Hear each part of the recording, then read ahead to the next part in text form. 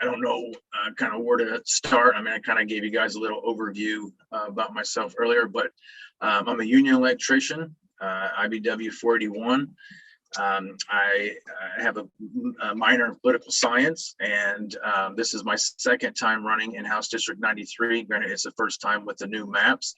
So there's a lot of new area and different area that wasn't in it before. I live in a city of Southport, which is not quite in the heart of the district, but pretty close to it. I have 4 kids, a fiance, and I think that's about it. Oh, well, what led you to strongly support re-legalization of cannabis? Well, I know I supported it the last time I ran as well. It's just, I think Indiana's behind. You have states all around us that are legalizing it, and you have Indiana that's not doing anything, or they just refuse to address the situation. There are a lot of benefits to legalizing marijuana, both medically and medicinally. I think it's way past time to legalize it. So my question, Andy, kind of along those same lines, why is legalization and or decriminalization in Indiana important to you? To me, I feel like there are a lot of people, innocent people, that have been locked up for whether it was, let's go with under an ounce of marijuana, since that's something that the Marion County prosecutor has pushed a lot for, is to not prosecute anyone with under an ounce. There are a lot of petty, I guess I would call it, petty arrests, petty crimes because of that. Individuals that have served time for just enjoying something that grows naturally anyways. Gotcha. So you don't look at it as a danger to Hoosiers? No, I have never viewed it as a danger. I myself partook in it when I was younger. I have family members that partake in it. I don't see it as a danger. I've never heard or seen of anyone wrecking because they were high. However, you see people on a constant basis running in telephone poles because they're texting and driving, or because they're drunk driving, or whatever it is. You have far more dangerous things happening and going on than what marijuana may do. Absolutely. Absolutely. Jack? Now that's an excellent segue to our next question. I'm assuming you just talked about the fact that you've known of people who are using cannabis. Do you find that their behavior is pretty, are they normal citizens? Are they, reasonable people and acting, responsibly? Well, I can tell you they're not going out and robbing gun stores. That's for sure. I mean, they're at home. They're mellow. They're just normal, everyday people. They're not any threat to society. They're not a threat to themselves. They're not a threat or harm to anyone around them. So I don't see anybody going out and committing crimes, when they're high on cannabis. Excellent. Thank you. Do you have any indication as to whether people who use cannabis are safer on the streets than people who drink alcohol? Oh, I would absolutely agree. They're safer. I think the one thing that kind of always comes to my head is many of the Cheech and Chong's movies I watched, but where Cheech and Chong, and Cheech had just picked up, or no, Chong, I don't remember which one's which, but anyways, one of them had just picked the other one up as a hitchhiker. And he's like, "Hey man, you got a joint?" And he's like, "Yeah, I think I do." And he's digging around in his pocket. He's like, "Oh no, that's a toothpick." And pulls out this little joint. He's like, "Man," he goes on and says whatever. And then he pulls out this big doobie. And he's like, "What's in this?" He's like, "It's half Maui Wowie and half Labrador." And so they're sitting there driving, and the cop knocks on the window, and he's parked in the median. So I mean, I think that's the worst thing that could happen if someone was driving, high or whatever. But that's not, you don't see that's not something that's real. It's not something that you view. So to see someone high and I don't know, to me, I think they would drive more cautiously than someone who's drunk behind the wheel. So Well, the Cheech and Chong thing was, I mean, that was humor for people who got high. It was funny. Yeah. People who didn't get high didn't understand it. Right. That's part of, cannabis consumers in Indiana or in every state has their own culture. We have our own movies, our own books, our own music, our own phrases, our own jargon. Your own Um, church. Yeah, our own church, and it's a lot of people don't understand that. We know that was not the case. I've known bunches of people who have driven high forever. Never a problem. Never a problem. Shelley, you have a question, I believe. Boy, I do. So there's a few theories that Scott's thought out there on this. Why, in your mind, why do you think they even made cannabis illegal to begin with? That's a great question. I really don't know. I mean, if you think about it in comparison to alcohol, alcohol at one point in time became illegal, and then they re-legalized it. But how do you make something legal that causes more harm than good, but yet you have something that causes more good than harm, but you won't legalize it or address it? That's something I've been curious about for a very long time. I don't understand how you can have a substance that is man-made, that goes through a process to become alcohol, and it's claimed many lives, but yet you can't legalize cannabis to where it actually helps save lives in a sense. And actually, fun fact on this, when they started to enforce the prohibition of alcohol, the American Medical Association went through and actually kind of petitioned them not to do that, because that's how they were making cannabis as medicine back then, was through an alcohol extraction that's still done today. Oh, wow. So great question, Neil. Well, I would like to point out that one of the reasons that the smoking of cannabis was made illegal was that its cousin hemp was too much competition for the petroleum industry. But there was also something even more sinister about it, because making cannabis illegal was a method of control, particularly control over people of color.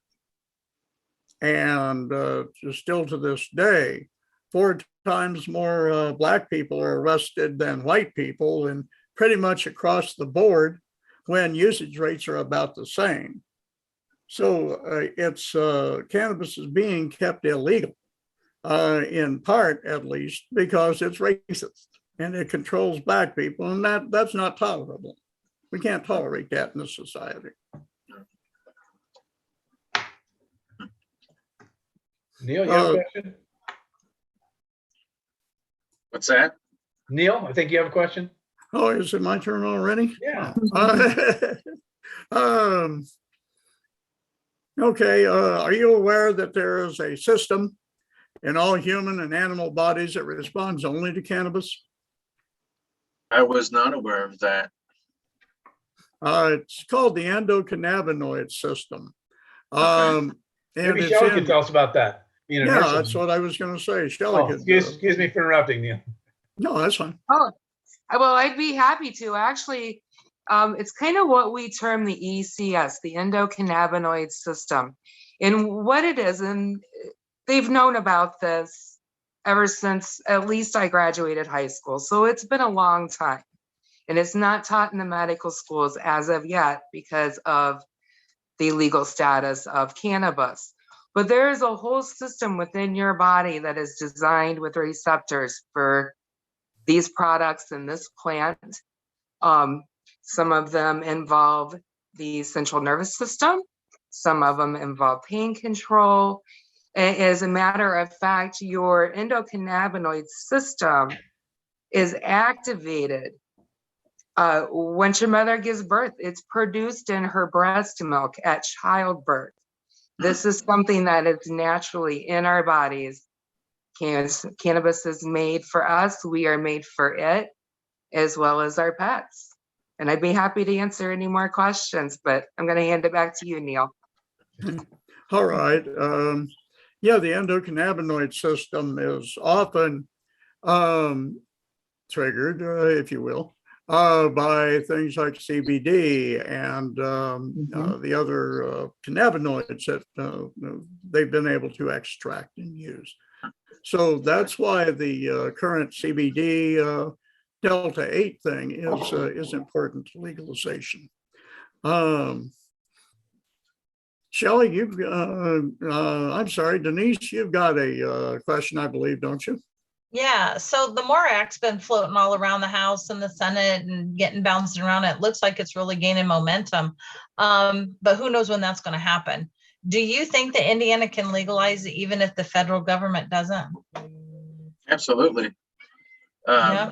I know, and this was something in one of my political science classes that I kind of discussed and brought up numerous times, because states can pass their own laws, but due to, I think it's interstate commerce, it's not something that can be transported across state lines. That's where the federal law kicks in and comes in.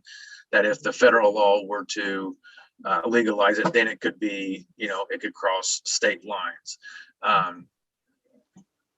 don't see why Indiana couldn't, even if it didn't become legalized in the federal law. How soon do you think that could happen? Well, the more people and the more support we get, I think it could happen a lot sooner than we expect. But you've kind of got to get those people involved. You've got to get those people educated and get those individuals to stop thinking that cannabis is bad in the most worst way. And I think it could be a lot sooner than what any of us expect. So when you say they and them, who, like, what has to happen, and who exactly is they and them that our listeners can contact? I would say they and them are the ones that are misinformed. Something I've learned throughout this process, last time and this time, is that you want to believe what your neighbor is telling you. You want to believe what your friends are telling you, but you can't always base it off of that, because you don't know where your friends got their information. You don't know where your neighbors got their information. And I think that's where we fall short in the information process of anything. We take for word what our neighbor or our friends have told us, instead of saying, all right, well, I'm going to see if you're telling the truth or if what you're saying is true.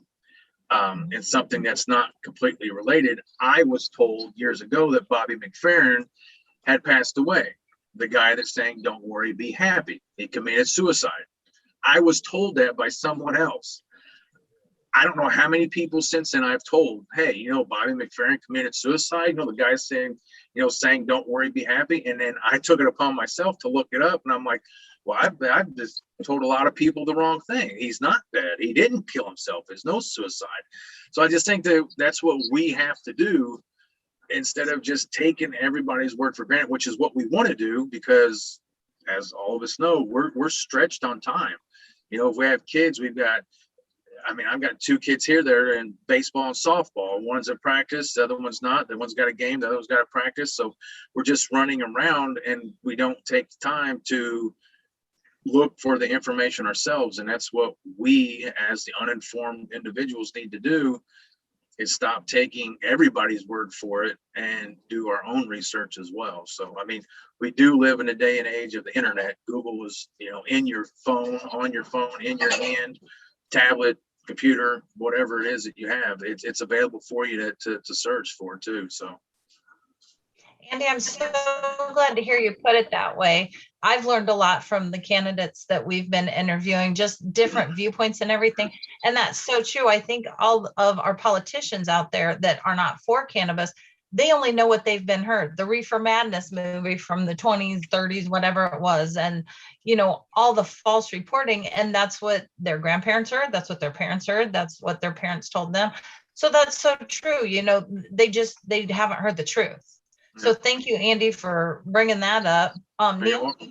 It's it's somewhat concerning to me that, 80% of Hoosiers want cannabis legal, at least for medical purposes. Now, 80% of our people know what's going on with this. Why do the people in the General Assembly and Governor's office not know this?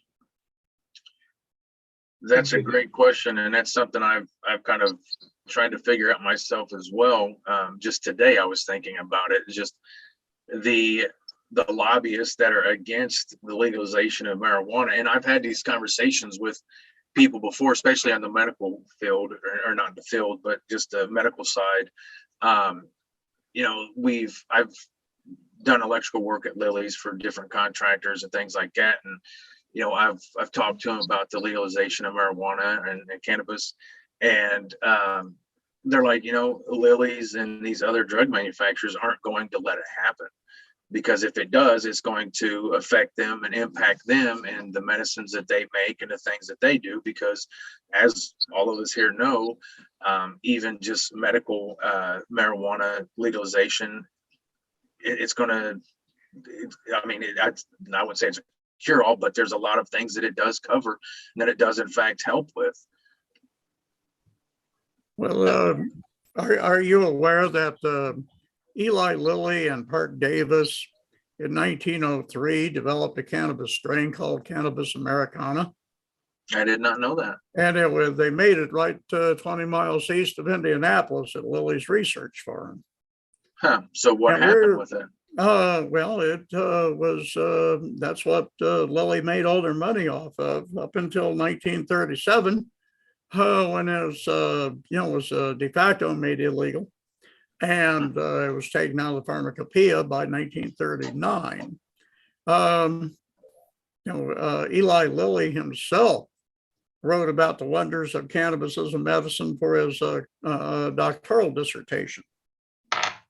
So, and Lilly may be in the battle to see if they can't make money off that once again.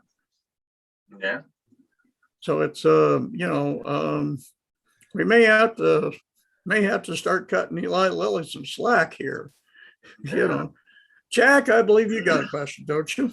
Yeah, one of the things that we've run across, and I think that is pervasive in the legislature, is that a lot of the people in the legislature and other people in the streets seem to think that the marijuana high, they compare it to an alcohol high, okay?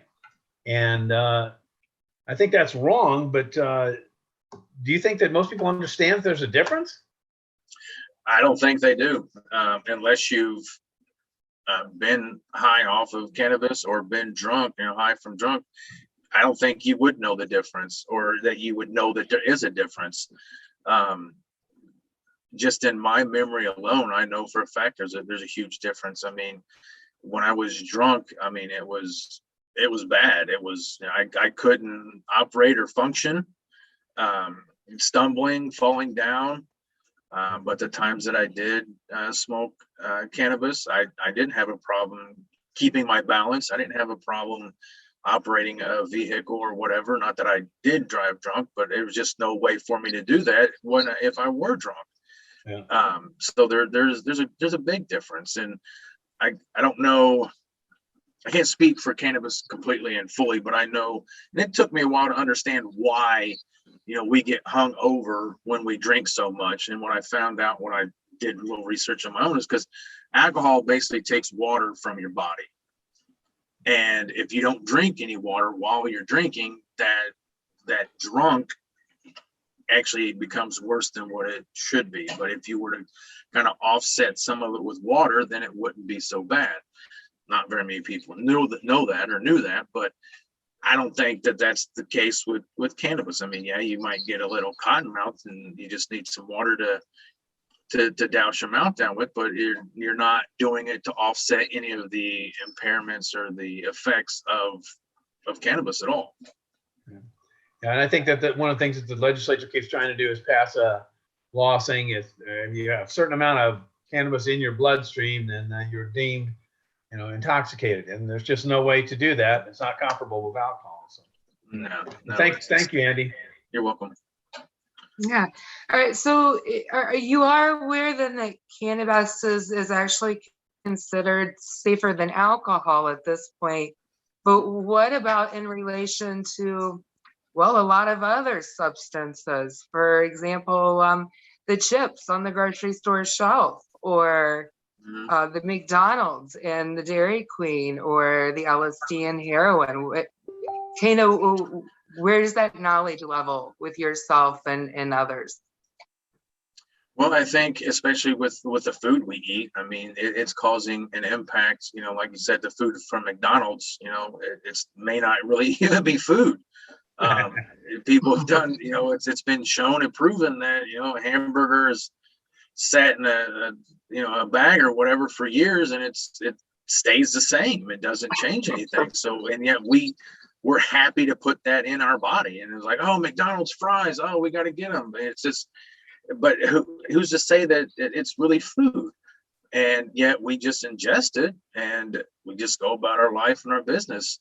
And even what you're talking about, you know, like the LSD and the heroin, or even any of the other thousands of prescription medicines that people take on a daily basis that impacts our liver. Like myself alone, I take medicine for my arthritis in my knee. I have to have a knee replacement, and so I take medicine to be able to help me function. But every year I have to go and have blood work done to check to see if those those pills have affected my liver enzymes in any way, shape, or form. But yet, if you're smoking cannabis, you don't have to go and have blood tests. You don't have to go and be checked for anything. So yeah, just, you know, we're so quick to put garbage in our bodies, but things that could, you know, that are possibly good for us or have a completely different impact on us than the junk that we're putting in, you're just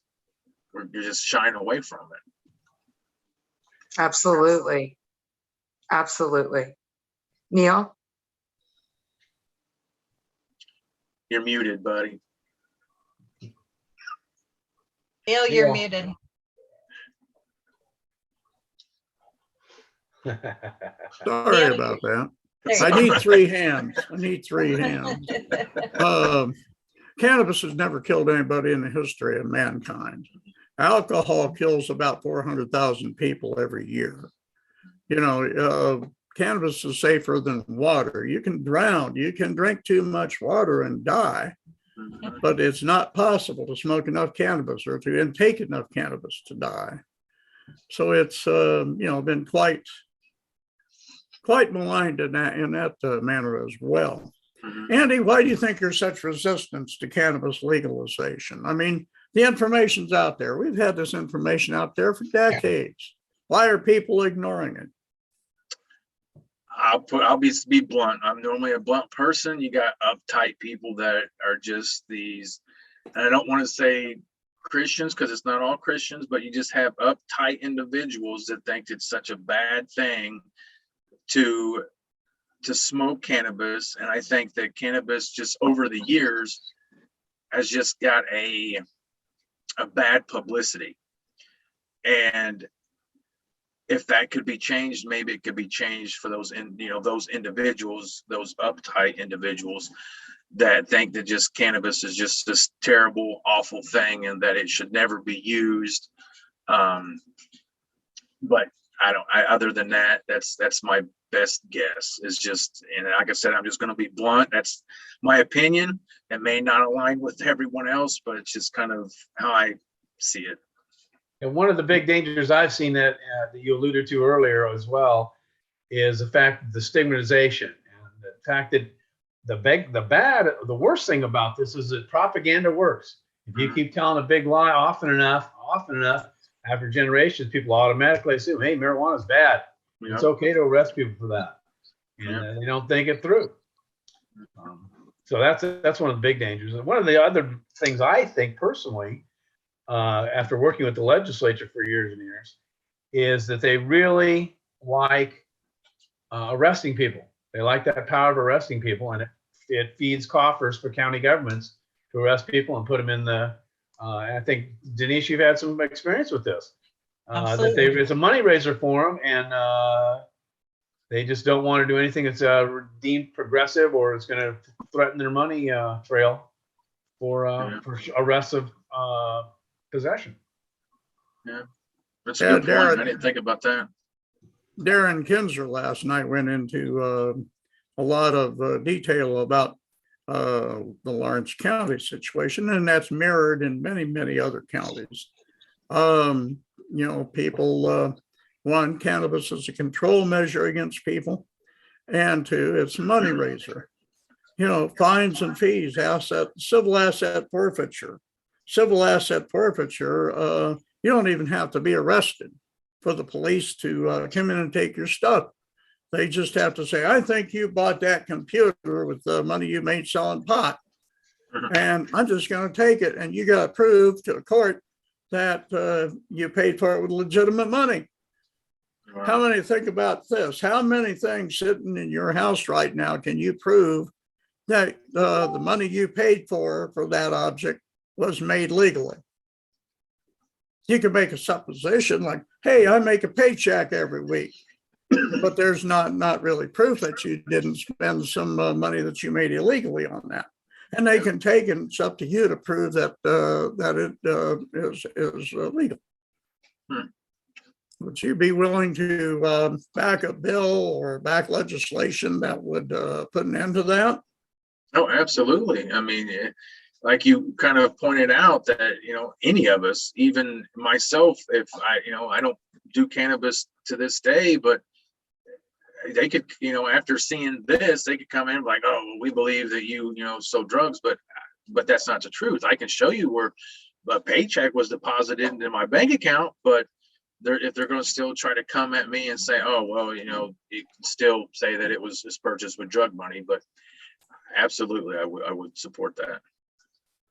Good. We're always happy to, know that civil liberties and individual liberties are all going to be advanced with candidates. Denise, I think you've got a question, don't you? Yeah, there was a few bills that got written this session regarding a cannabis commission. Would you support a government level authorized by statute cannabis commission? Yeah. Okay, what would your cannabis commission look like? Like, what do you think it needs to be? I think it needs to be individuals from Indiana NORML. I think it needs to be neutral individuals.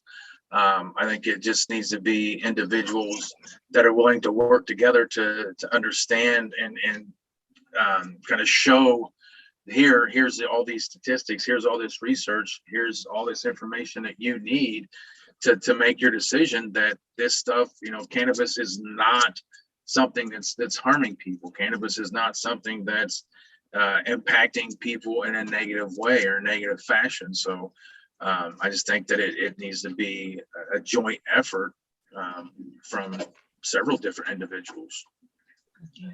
And what do you think the Cannabis Coalition should mandate? Like, would they cover everything from licensing to where taxes went to, or should they just, what do you think their blanket should be?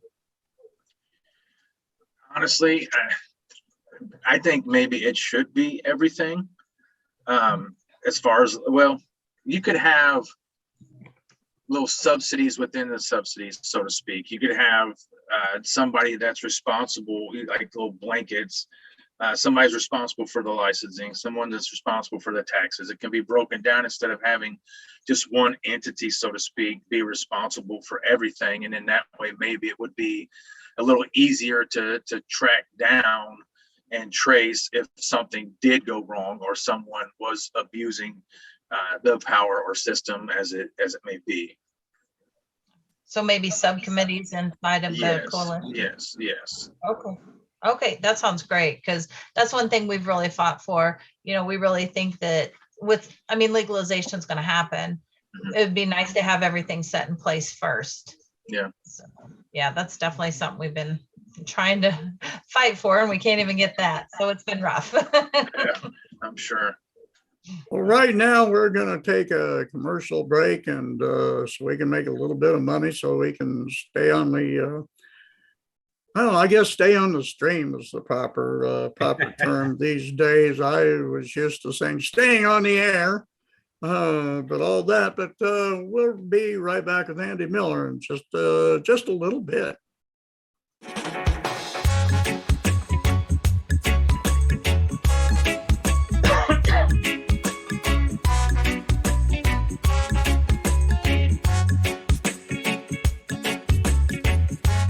Indiana NORML memberships are back. Help us raise nonprofit dollars by becoming a member of Indiana NORML.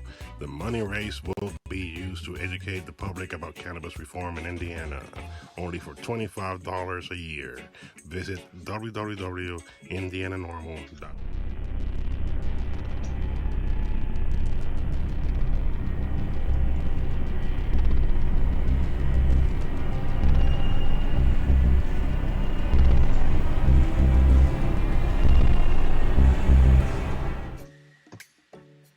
Hometown CBD in Plainfield with a great variety of Delta 8 and CBD edibles, Delta 8 THC cartridges, and CBD oils. Hometown CBD, your source for high quality CBD products you can trust in the greater Plainfield area.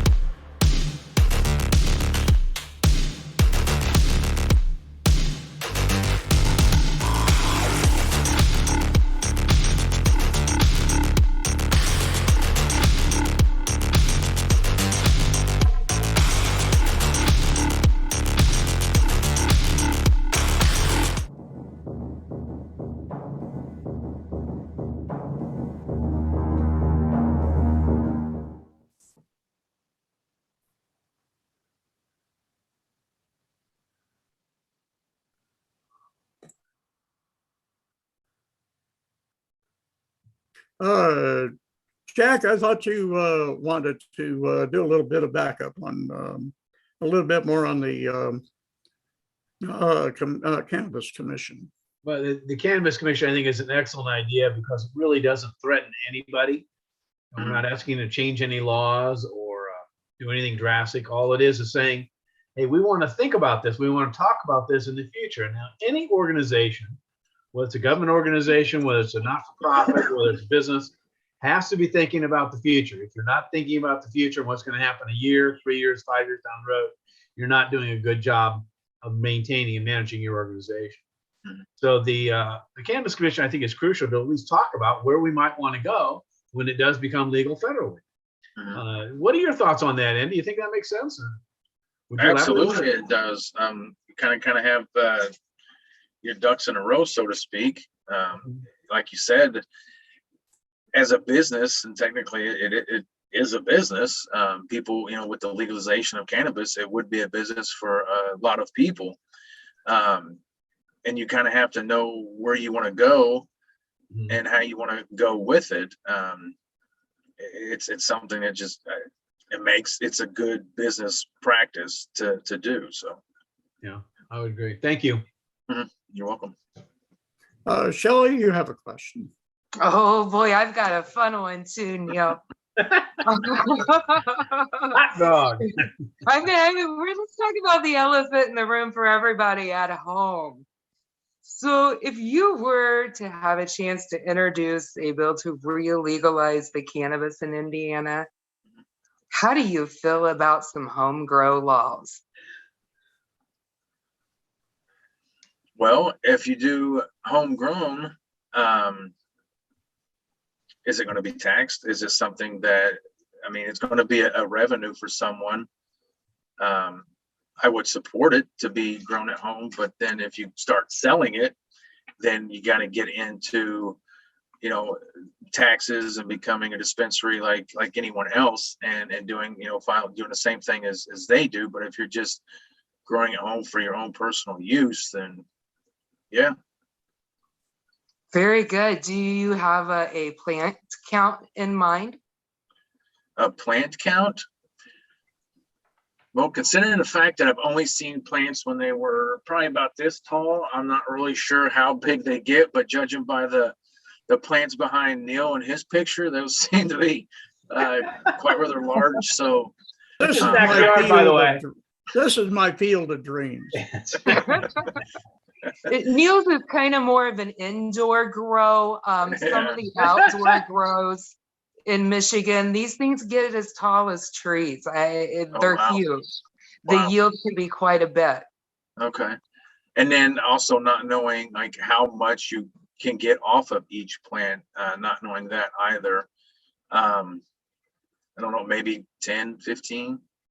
Hey, Shelley, what are they doing? Can you tell us what they're doing in Michigan? Yeah. Michigan is 12 plants per household for the recreational side. That's just something that's kind of carried over from the med programs. So it's really not unusual to be driving down these backcountry roads and see a couple plants in somebody's garden. It's very agricultural based here. There are certain rules and guidelines that you have to follow, but essentially, if you are on private property, you can grow 12 outdoor plants, or 12 indoors, or a mixture of both. And the yield, as far as the yield goes, there is a technique to growing this. The average person is just going to toss a seed in the ground and see what happens. The more expert grower is going to yield a large amount per plant, just because they know what they're doing. They know how to cultivate it. Now, Right. Shelley, has there been any problem with people growing recreationally and then selling it? Has that been an issue in Michigan at all? I'm just really getting to meet people that are Michiganders. I've only been here for a couple years now. No, it doesn't seem to be a problem, at least from my own circle of friends that are my age or older. A lot of them are taking this, and they're taking these buds that they're harvesting, but they're using that to turn into their own pain cream, their own capsules, their own oils. Sure, people are having the cookouts and their neighbors are getting high, but they're not harming a thing. So no, you cannot sell it, but you can share it with your friends. So it really is the bottom line is it really has not become a problem. And that's one of the things that legislators may throw up their hands and say, hey, we can't do it because of selling it on the side and that kind of thing. So it's good to hear that hadn't been a problem in Michigan. Yeah, not that I'm aware of. And Andy, with an indoor grow, you're looking at, you can get maybe up to a pound per plant, Okay. but again, like I know Neil was saying, we've talked in the past, they have to go through from vegetative to flower, and it takes 3 to 5 months to do that. So, would you allow people to have, say, 6 in veg, 6 in flowering, or would you just have a blanket, hey, you can have this many, however many you want to do it? No, I'd be okay with the 6 in veg, 6 in flower. That's fine. It should be split into 3, seedling, vegetative, and then flowering. So Okay. that's why Michigan came up. I was thinking Michigan was 12 plants per person per household. Now, is I that just believe it's medical per or is that? household, but I could be wrong. And part of that, I'm not quite sure how my medical card also plays a part in that. I'm not real sure. I'm not in a position to grow. Now, I do know at the dispensary level, that plant is tracked from the time it's a seed all the way to it's a product going out the door with the receipt stapled to it. So the process is pretty different at the dispensary levels. They have a more stricter process, but for personal home use, it's a great freedom to have. One of the main advantages of home grow is specifically for medicine, because if you've got, let's say you've got a kind of a rare disease and you need a specific strain that maybe you're the only one who responds to that, a dispensary may not carry that strain that you need. Therefore, you've got to be able to grow it yourself. So that's the biggest reason, medically for a home grow. Of course, it's a plant. It's, you should be able to grow as much as you want in your own home or on your property without any interference. That may happen 20 years from now. So until then, 12 plants, 4 in seed, 4 in vegetative, and 4 in flowering. Sounds good to me. Yeah. Me too. Now, what is the lifespan of the plant? Like, how long does it continue to produce? Or, once it gets to that point where it's producing, how long does it produce for? Like, what's its lifespan? You can do hydroponic grows and have it fully good to go in 3 months. If you're doing indoor, you're looking more at about 5 months. And then outdoors up in Michigan, I know it's usually 6 to 7 months, but you can get multiple pounds off outdoor grow because, like Shelley said, they get to be as big as trees, and you're getting many, many pounds off each one. Quality, quantity, that we could go ahead do 10 shows over that. I'm an indoor person myself, but you're looking at about 5 months if you go typical soil, about 3 months if you're doing hydroponics. Okay. All right. So I've heard. Okay. Well, now, along with being able to grow at home, you would permit or you would favor a system of dispensaries, right? Yeah. Do you have have you had any thoughts about how you would like that structured? That I have not given much thought about it. I just know that that's kind of, with the legalization, that's what it would be dispensaries. But I haven't really given much thought. I mean, I myself would like to get a little bit more educated about that process as well. But yeah, I haven't really given it a whole lot of thought past that point. So. Okay, Denise, you have a question. So what types of, there's so many different things out there now. What type of delivery systems of cannabis do you think should be allowed? Well, I know there's vaping. That's one delivery system. Like you guys have already mentioned, people make their own creams and things like that. I myself have a CBD lotion that I use from time to time, which works better than any lotion I've used before. But I know the vaping pens, the lotions, the oils, I guess just about anything that you could think of, any way that it could be done. I'm not sure it can be injected. I could be wrong. I don't know. But No. I don't advise that, no. No. yeah, so but you're fine with like transdermal patches, like the edible. nicotine patches, cannabis patches. Yeah. Okay. Great. Because I think as the weeks and months and years go by, there's more and more ways to get it in us. That's why I wasn't sure about the injection. So I don't. Yeah.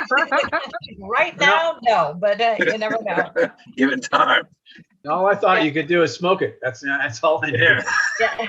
Hey, they even have suppositories now. Oh wow. Yeah. We'll save that for another discussion, okay? They are very good for treating colorectal cancer. They found that's how they, I guess putting the medicine to the heart of the matter. I don't know. But Let's move right along. What do you say, huh?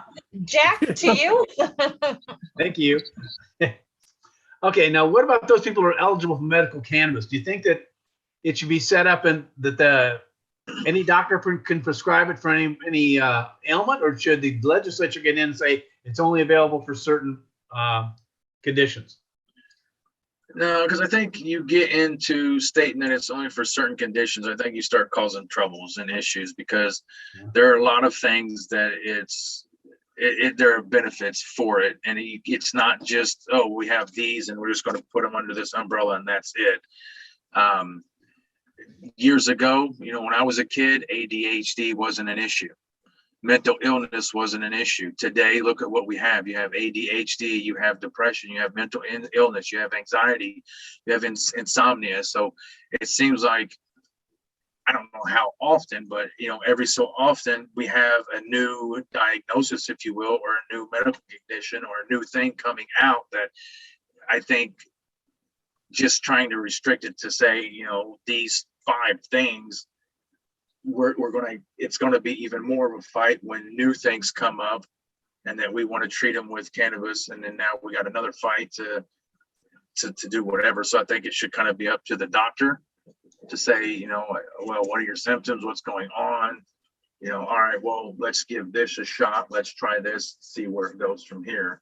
But I think just restricting it and saying that, we can do these XYZ things, I think you kind of just get into some territory you may not want to be into. So I think that makes total sense. I mean, the people in the General Assembly are not medical people, and they shouldn't be telling us what we should do with the medicine. So I would agree with you 100%. Thank you. you're welcome. Well, let's talk about that a little bit more then, because what about an age limit on this? One of the battles that comes out once the state goes legal is whether or not that school nurse can administer the cannabis to the child at school. Kind of what are your thoughts on the age limits? Who really makes that decision, and how do we prevent that government overreach? Well, you think about, okay, you brought up a good point about whether the nurse can administer the cannabis at school. You got kids that take medicine to school every day, and yet the nurse is able to or allowed to administer that medicine to that child for that at that time. Granted, I don't think they can administer Tylenol to the children or whatever, but if the child has a prescription with the school and at the school, then a nurse is able to administer it. So if that cannabis is part of their prescription, then he or she should be allowed to administer that to that child for that day or for that time or what have you. As far as age goes, I mean, if you've got people with cerebral palsy, epileptic seizures, things like that. If you have a small child that's having these seizures and cannabis is really the only way to help them, you can't put a price or a limit on that, in my opinion. I don't want to see my children suffer or struggle and render myself useless and helpless and not know how to help them. So I would say I think I would leave that up to the doctors and the patients and the parents and allow them to make that decision if that's the avenue and route that they want to go. And if that's something they want to try and see how it may help them or benefit them. Yeah, it's a very hot topic in a lot of schools and in the nursing community as well. Mm-hmm. Who should run these dispensaries, Andy? What's your thoughts about that? That's a great question. As far as running the dispensaries, you mean by oversight of the dispensaries or running? No, who should actually get a license or get some sort of mechanism that would allow them to run a retail dispensary? Whoever wants to. So you think it should be just open to everybody? Should there be a limit on licenses or? As far as limits, I only say this because the thing that popped in my head was monopoly. So if you just allow one individual to monopolize on the dispensary business, I think you're going to run into issues as well. So yes, there should be a limit on the number of licenses, because I don't believe anyone should have a monopoly on anything really.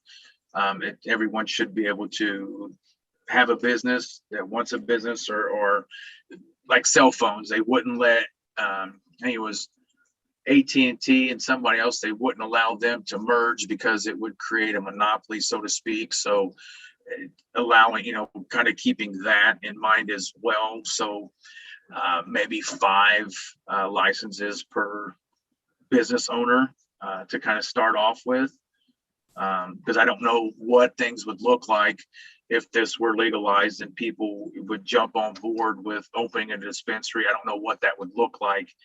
And as far as like, would we have 100 dispensaries just open up, just across Indiana at the same time, or is it going to be sporadic, or just not knowing what that would look like? I would probably say 5 per business owner, but then you got people that could also manipulate the system and put businesses in someone else's name, and it would actually be theirs, and so there'd just be a lot to it, I think. So You're always going to have somebody gaming the system. Yeah. A quick follow-up to that question. So you said kind of like 5 per business owner might be a good start or anything.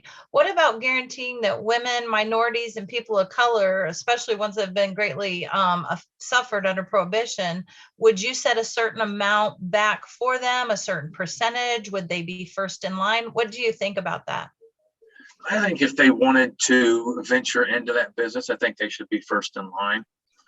And if not, then let's say 20% of the sales goes back to them, goes back to those individuals. That's a great idea. Yeah.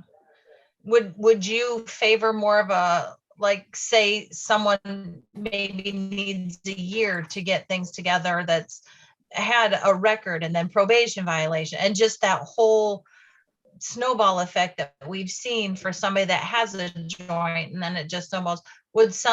Would you recommend putting a certain percentage of licenses back for them, or? Yeah, I mean, I believe, and it's not for, I wouldn't say it's not for everyone.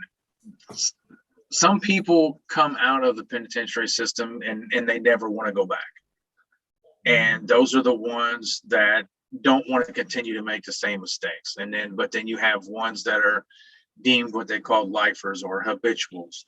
I think those individuals that want to come out and do well again or get their life back on track, yes, I would definitely set aside some for them as well. So That's awesome, because it is. I mean, even people, if they want to get back on track, you have this record. You're a criminal because you had a joint. You have a past haunting you. Yeah. Yeah, definitely. So that's great, Jack. Now, along those lines, what things would you do to ensure that local people get licenses as opposed to some of the large corporate people, national companies? Yeah, see, I'm a small business person. I contribute to small businesses. I'm not a big chain individual. So just seeing to it that those small businesses and the communities get those licenses first. And then probably be the only ones that get it. I don't want to see big chains come in and take away from, a small business that could potentially turn into something much larger and greater than that individual may have expected. So, yeah, and I think along with that, I think that one of the things that a lot of the states are putting huge monetary requirements on that. So you have to deposit so many millions of dollars or whatever, which kind of guarantees that the local people can't get into it and the large companies can. So I think that maybe we should do something to eliminate the high barrier to entry. Yes, I would agree. Thank you. Thank you. Yeah, so along those lines with the dispensaries and the licensing, what kind of taxing plan do you kind of see happening? Well, I know I'm not going to be probably liked with a lot of people because I hate taxes. I'm a history. I love history. And you had the Boston Tea Party. That was because of the taxes on the tea. You had Shays Rebellion, again, with taxes. Before this country was what we are today, we fought against taxes. We got tired of being taxed by England. And yet we are taxed to death today. But I think that with the dispensaries, maybe tax might fall. It wouldn't really be food and beverage tax, but there would be some sort of tax. And I don't think it should be any higher than the food and beverage tax. If nothing else, it should match the same, same percentage.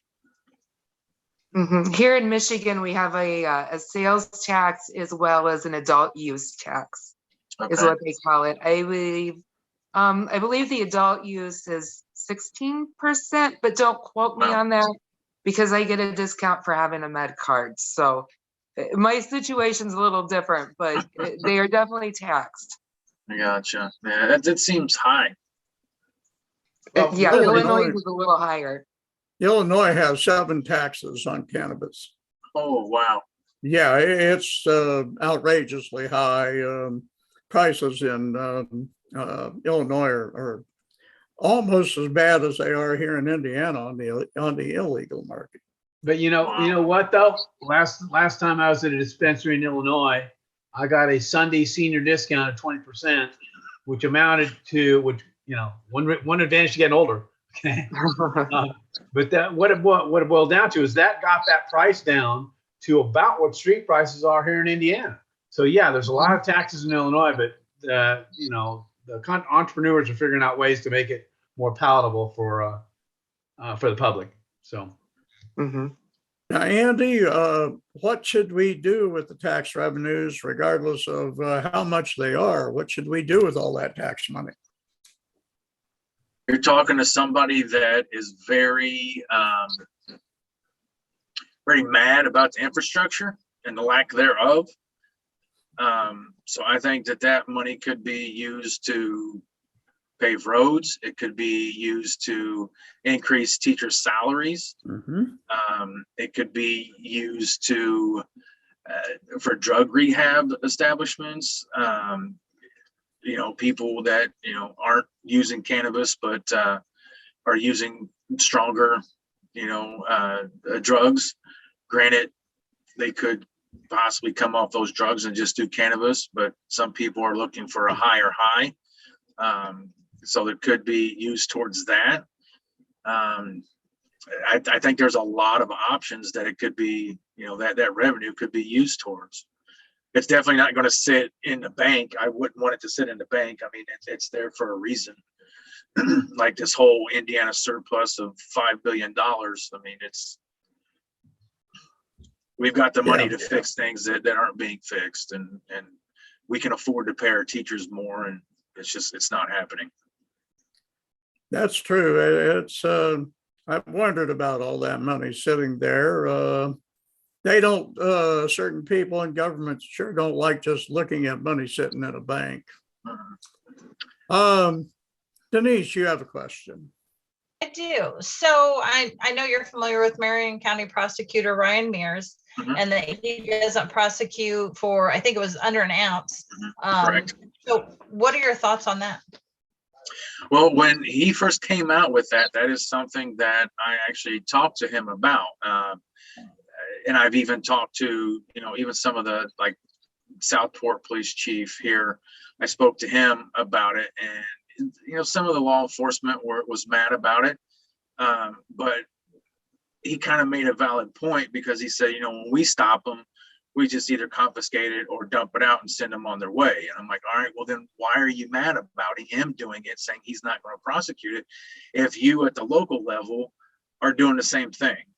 You're not technically prosecuting anyone, but you're mad because that discretion's being taken away from you as to whether you can or can't do it. But And what was their response? I didn't say that to them. That's just the thought that went through my head. They still want the power to arrest people, like we talked about earlier. Right, exactly. Matter of control. Yeah, and then because the way I look at it, and this was my concern with him, is okay, you've made it to where they don't get caught with less than an ounce. But what do you do for either someone that's habitual, or you have someone who's actually selling it illegally, and they know that, hey, if I've got less than an ounce on me, there's nothing they can do. They're not going to prosecute me, so I can still sell this and things like that. And he's like, oh, well, we do have something in place for, if someone was a habitual offender, so to speak, in that aspect. So, but yeah, that was about the extent of our conversation on it. So. Okay, Do you so think that idea ought to spread across the state until we can legalize? I think it should, yeah. Okay, Jack, over to you. Okay, what are you going to do to educate your colleagues when you get elected about marijuana and why it should be legalized? What steps would you take to educate them? I think the first step and approach would be to have talks like this with Indiana Normal or anyone else that there may be out there that's well versed in the ways of cannabis, so to speak. And that's really the best way that we can do this is try to educate better than what we're doing now. Okay, excellent. Okay, and the last question, Andy, is there anything else you'd like to tell us about your cannabis position? No, just that I support it. I hope that we're on the right path. I know we're on the right path, but we just kind of like I said, with the disinformation and things like that, we just need to educate individuals better and hopefully see a much better progress than what has been made so far. Okay, our guest tonight has been Andy Miller, Democrat candidate for the Indiana House of Representatives from District 93. I'd like to thank our panel, Shelley McDonald, Denise Beach, Jack Kane, for their expertise and smiling faces and all that. And I'm Neil Smith, and we'll see you next week on Cannabis Conversations with the Candidates. Good evening. Thank you.